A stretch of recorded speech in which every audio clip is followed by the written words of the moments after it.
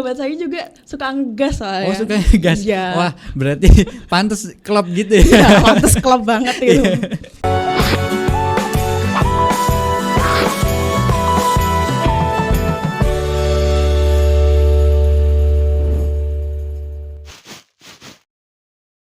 Assalamualaikum warahmatullahi wabarakatuh. Waalaikumsalam. Jumpa lagi bersama saya Yusron Ardiansyah dari Hello Podcast. Kali ini kita kedatangan tamu yang sangat spesial. Kayak martabak aja ya spesial nih. Oke, tamu yang unik nih.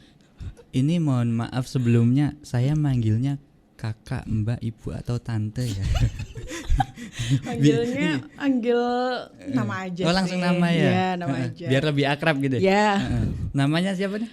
Perkenalkan, nama saya Baiti Abir Magfiroh. Baiti Abir Magfiroh. Ya, biasa dipanggil Abir. Status saya sebagai mahasiswi di IAIN Kediri. Jurusan Ilmu Al-Quran dan Tafsir. Subhanallah. Bintang tamu saya ini berarti sangat spesial banget ini, asli. Oke, kali ini kita akan membahas tentang keluh kesah santri luar Jawa. Mungkin lebih ke tantangan sama pengalaman menarik ya dari Mbak Abir sendiri. Iya. Karena masing-masing orang pasti beda ceritanya. Iya. Oh iya, Mbak Abir ini bukan asli orang Jawa asli ya? Ya, saya bukan orang Jawa asli. Karena saya lahirnya ya di Papua. Oh, gitu. di Papua. Saya ini kalau untuk suku ya emang suku Jawa, cuman tapi ya saya lahirnya di sana gitu loh. Iya. Jadi ya kalau orang bilang orang mana, ya saya akan jawab saya orang Papua gitu. Orang Papua. Iya. Kalau kedua orang tua asli orang sana ya? Dari mana Papuanya? Dari Kabupaten Nabire. Oh, Nabire ya. Ya. Kalau orang tua, kalau bapak asli Jombang, kelahiran Jombang memang. Jombang. Kalau dari ibu ini lahir di sana juga, cuman ya sama kayak saya gitu, keturunannya orang Jawa gitu. Aslinya Jawa Tengah sih. Aslinya Jawa Tengah yang Ya, dari ibu tadi. Yang dari ibu. Oh, Jawa Tengahnya mana itu? Jawa Tengahnya Grobogan. Grobogan. Ya, Oke. Purwodadi lah. Purwodadi. Oke. Kok kenapa bisa milih mondok di Jawa? Di Jombang ya sebelumnya? Ya, di Jombang. Atau boleh tahu kita review sedikit dari SD, SMP atau SMA-nya sedikit aja? Oh iya. Yeah. Saya pendidikan TK di sana sampai sekolah dasar di Papua. Iya, di Nabirenya Ya, ya? di Nabire. Terus SMP, MTS ya. Yeah, Saya MTS di MTS Bandung, di Ndiwe sini. MTS Bandung. Ya, sambil mondok. Oke, saya potong sebentar. Sambil mondok di MTS Bandung. Iya. Jadi pas dari Nabirenya itu pas waktu kenaikan kelas 6 ya? Lulus kelas 6. Iya, lulus kelas 6. Kenaikan SMP kelas 1. Oh iya. Lulus kelas 6 itu dari Nabirenya ke Jombangnya itu naik apa tuh? Saya waktu itu naik kapal. Oh, naik kapal. Iya. Kira-kira perjalanannya berapa hari itu? Itu saya perjalanan itu lama banget itu, 6 harian mungkin. 6 harian ya? Iya, 6 hari sampai 7 hari lah waktu itu. Oh iya.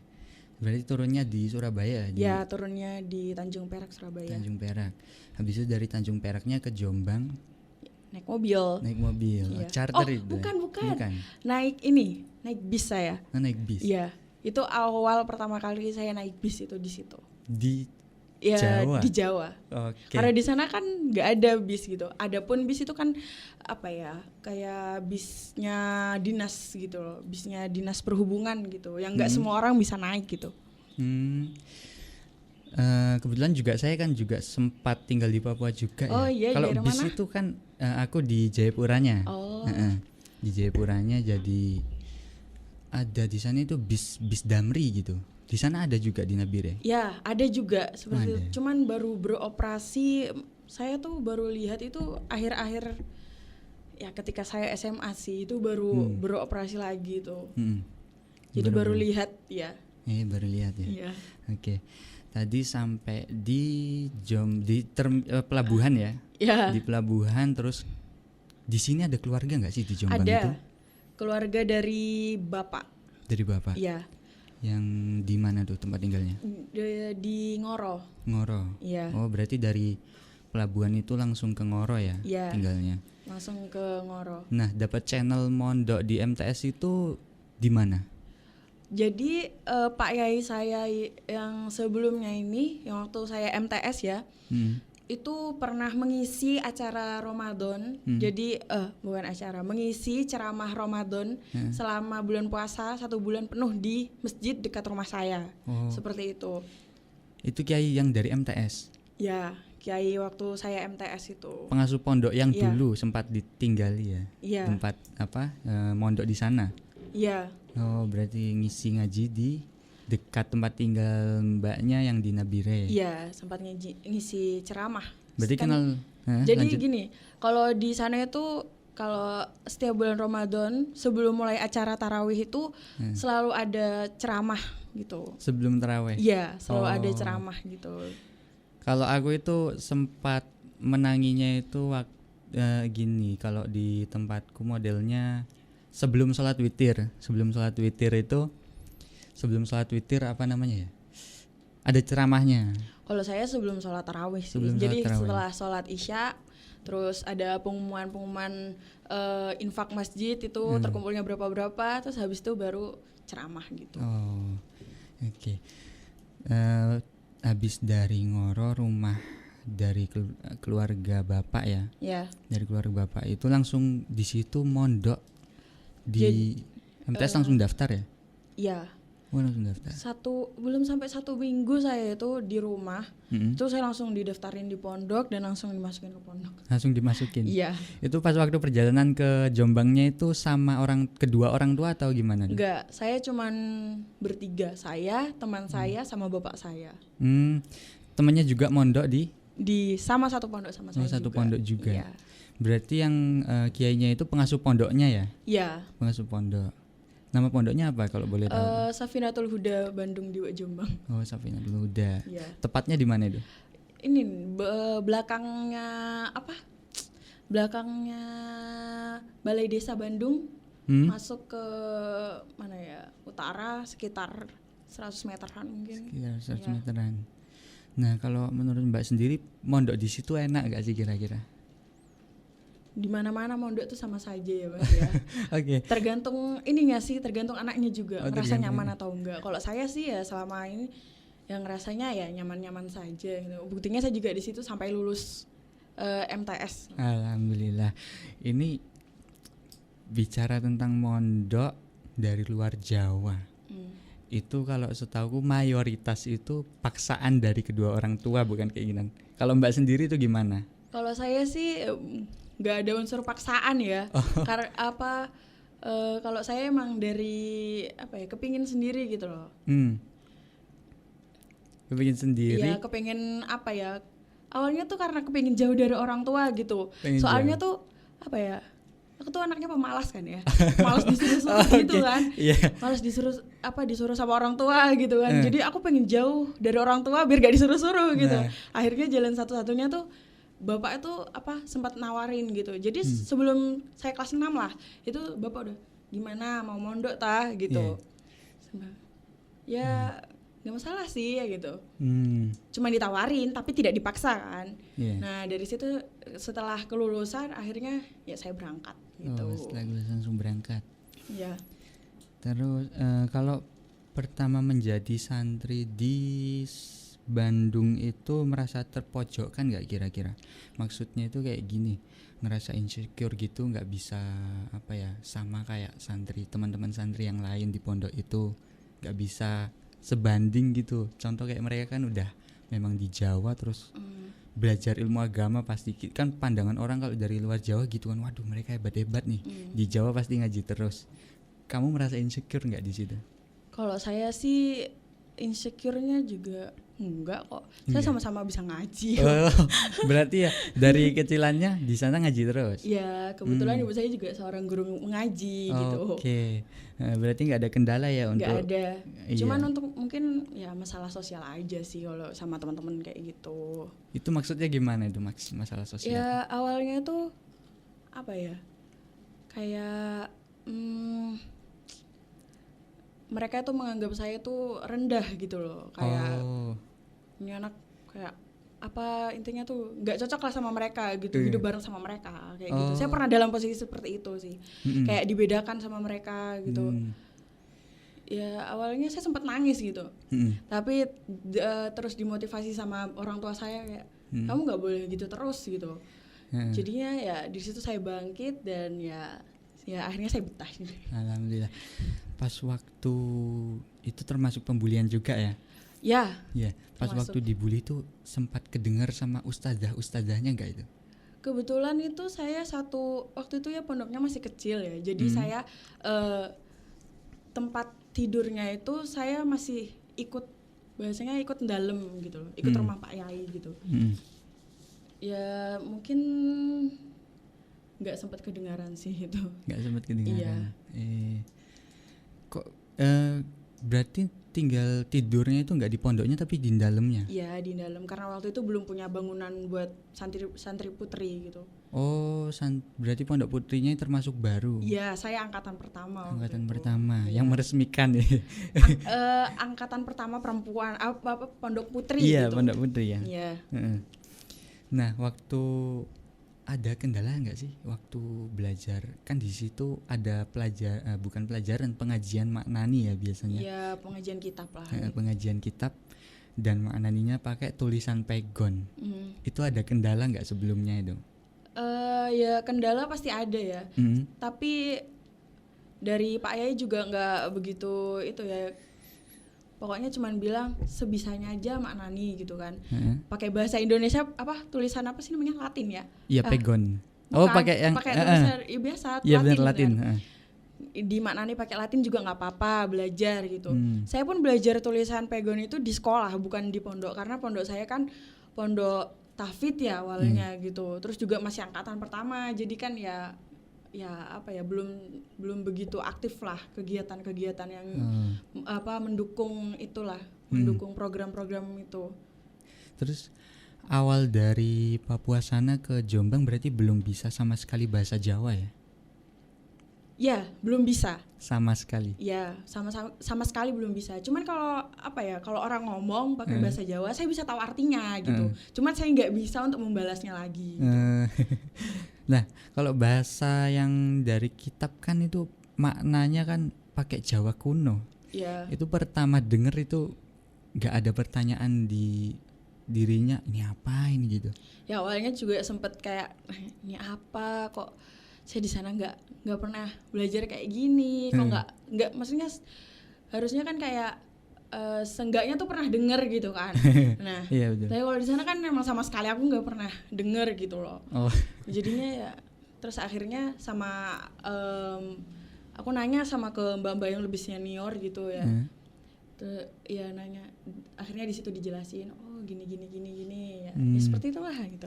Nah itu mulai terbiasa menulis pegon itu kurang lebih berapa lama itu?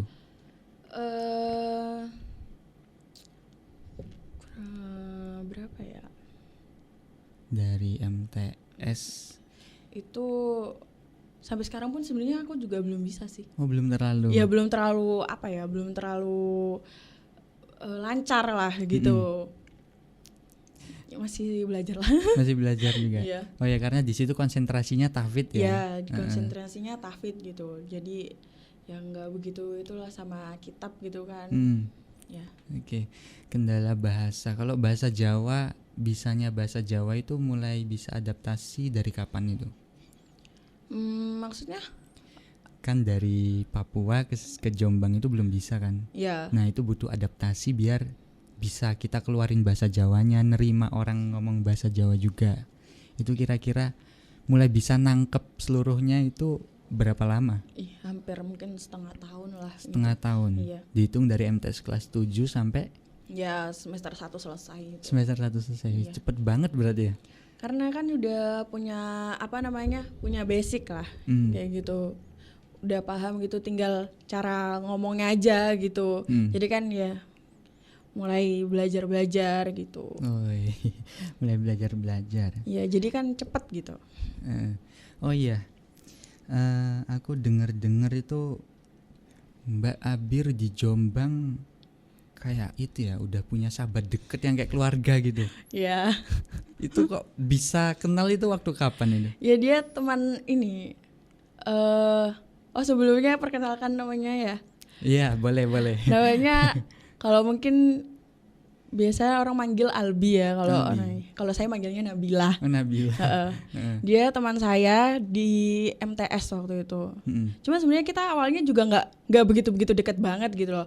Kita dekat itu ketika mau akhir-akhir kelulusan lah gitu. Itu sebentar, lulus MTS apa MA-nya? MTS. MTS. Iya, teman MTS. Teman MTS gitu kan. Nah, saya deket sama dia itu ketika pas mau akhir-akhir kelulusan gitu loh. Itu pun karena dia dijauhin temannya gitu, akhirnya terus deketnya sama saya gitu. Oke. Terus sampai jadi kayak keluarga gitu ya, deket banget ya? Ya, karena saya juga maksudnya dia terus keluarganya dia itu welcome gitu kan. Jadinya saya juga ikut nyaman. Akhirnya juga ya bertemannya tuh berkelanjutan gitu loh. Udah jadi kayak saudara sendiri kayak gitu. Terus kalau menurut Mbak Abir ini gimana sih cara biar bisa punya sahabat yang deket kayak keluarga sendiri? Mungkin ada tips-tipsnya sendiri. Yang pertama ya, kalau untuk nyari sahabat ini, aku cuma nyaranin ya, bisa nggak dulu kita tuh bersahabat sama diri kita sendiri dulu gitu. Yang kedua, nyari teman yang bukan hanya ketika senang aja dia tuh datang gitu. Kalau ketika sedih dia juga harus selalu ada kayak gitu. Bukan harus selalu ada, maksudnya dia dia tuh ada di saat kita sedih dan senang gitu. Pada intinya tuh seperti itu. Pokoknya ya rasa dipantau terus kita ya. Ya. Ya cuma itu doang sih. Pokoknya sama-sama nyamannya aja lah gitu. Sama-sama sadarnya kalau butuh gitu.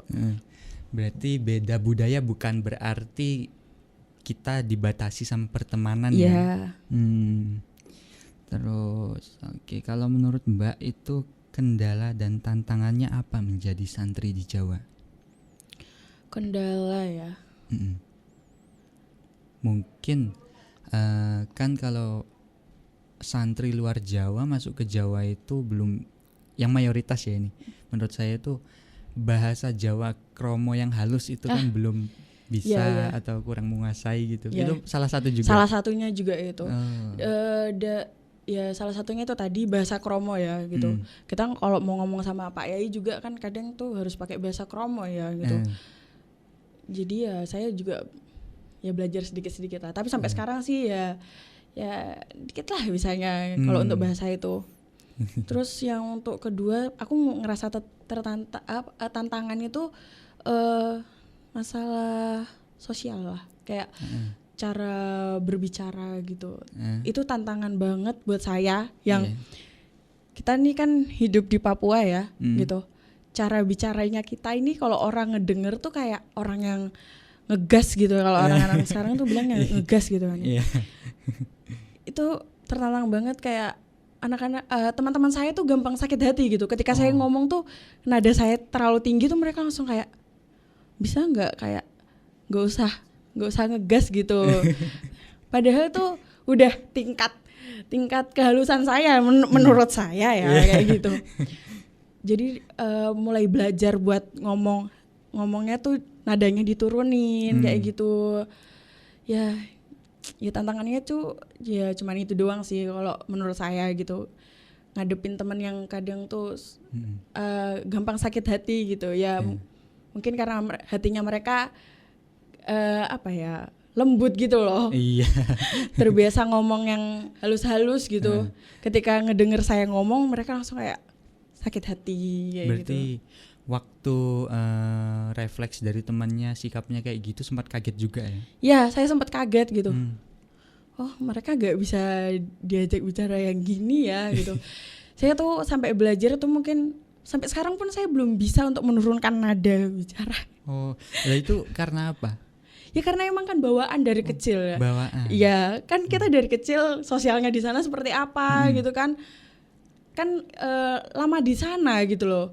Sosialnya kita udah tertanam di sana gitu loh. Mau dirubah di sini juga ya perlahan gitu loh. Oh, berarti ini keluarga semua masih di Nabire juga? Ya, nih? Oh, udah domisili sana. iya, pantes ya.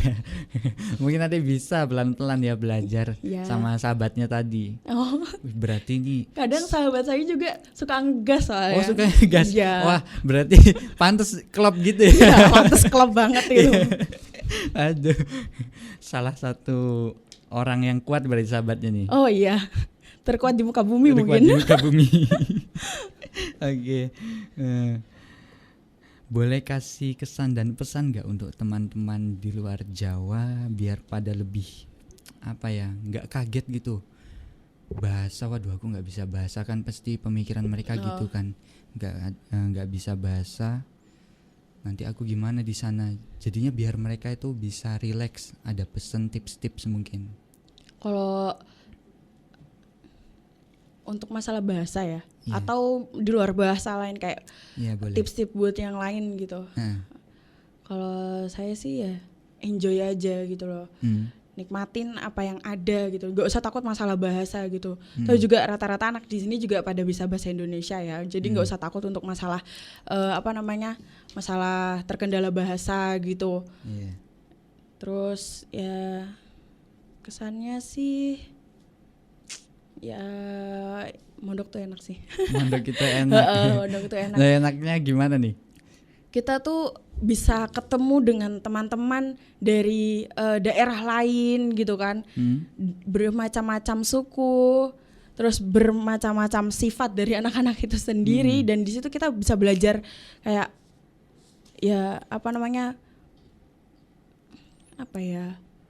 menangani masalah gitu loh. Kalau orang beda sifat itu kan kadang suka kadang suka keras gitu kan, kayak suka ada masalah gitu kan. Maksudnya perbedaan pendapat kayak apa gitu. Di situ juga sering terjadi pertengkaran gitu ya. Jadi bisa lebih belajar bagaimana cara menangani orang gitu loh. Menangani masalah, menangani orang yang berbeda sifatnya kayak ini. Kita tuh bisa lebih mengerti gitu loh. Bisa lebih punya pengalaman kayak gitu. Berarti itu suatu keunggulan juga ya dari Mbak Abir, bisa melihat sifat-sifat dari berbagai daerah. Terus juga ya bisa mengatasi, insya Allah bisa ya mengatasi permasalahan untuk teman-teman yang beda daerah. Oke, mungkin ya terima kasih Mbak ya sudah sharing-sharing tentang pengalamannya.